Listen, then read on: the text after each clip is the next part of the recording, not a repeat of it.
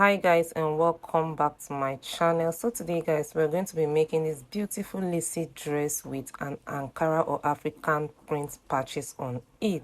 If this is the one you're interested in, please sit right back, relax and enjoy.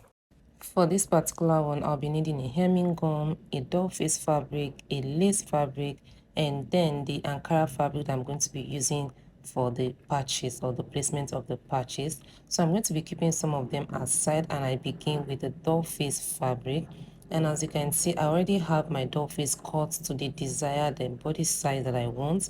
And then I get the hemming gum. I'm going to be placing the hemming gum all over the front part of the doll face, as you can see me do.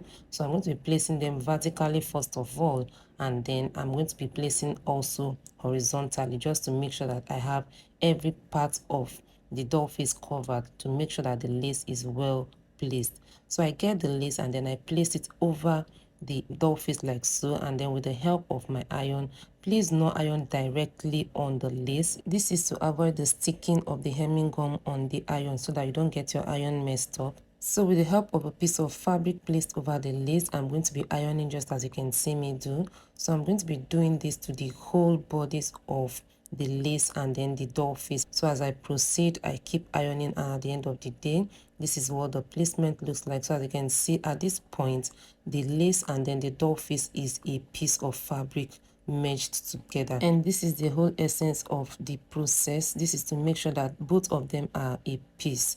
So now I come back to the ankara fabric and I have them cut into the desired width that I want. So to start placing, I place the first one like so, and then I cut out. And at this point, from the shape of the patterns, it's not a straight one, so I'm just going to be cutting to get the desired shape that I want. And then I get the second one, I do the same thing, I mark out the shape, and I also cut. So I'm going to be doing the same thing all over until I get the desired coverage that I want. So at this point, I have almost all the patterns placed on my ankara, on my lace fabric, sorry. So I'm coming here now to get the hemming gum. I place the hemming gum over like so to get the length that I want, and then I raise the ankara fabric and I place it over the hemming gum like so, and I give it a good press. And in the placement of your hemming gum, make sure your hemming gum is centralized, to make sure that the edges of your ankara piece is not sticked with the hemming gum, so that by the time you're stitching, you're not having issues with the hemming gum and then the ankara fabric being stuck together. So make sure that you place the hemming gum at the center of the ankara piece, leaving the edges, that's the two edges, on hemmed or on ironed. Okay, so at the lower part like so, this part that is at the edge of the lace, I fold it over and I use the hemming gum to hold it down, because that part you're not going to be stitching that. Okay, so at the end of the day, this is what the whole placement looks like, and I cut off the excesses at both sides. And then to place over this semicircle part, I bring a piece of ankara fabric also.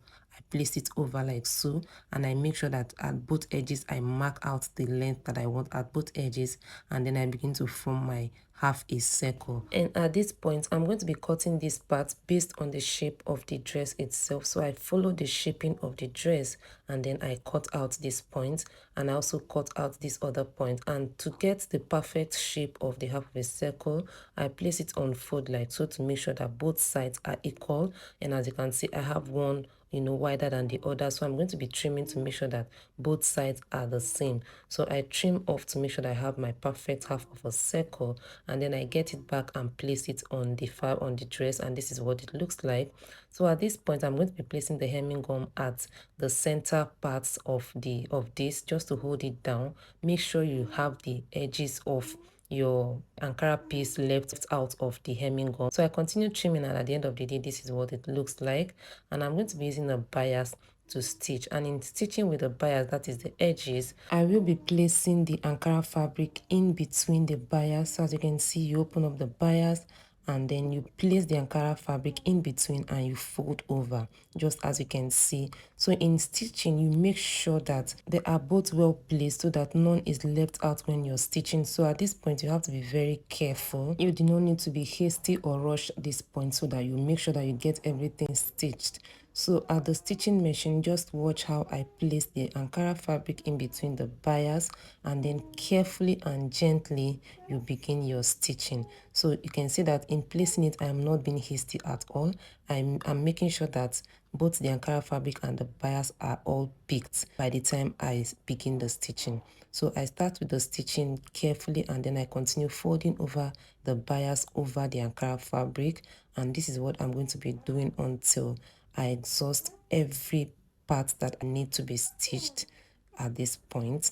So this is what a stitching looks like. So I stitch all the way. If you are hasty with the stitching, I bet that you're going to be coming back to start all over again. And at this point, I have everything stitched over with the piece of bias, and this is what it should look like. And at the end of the day, this is what your placement of your ankara piece on your lace fabric taped with your bias should look like. And you can see that everything is well placed. Thank you guys for watching, and see you in my next one. Please hit the subscribe button and give this video a thumbs up. Bye.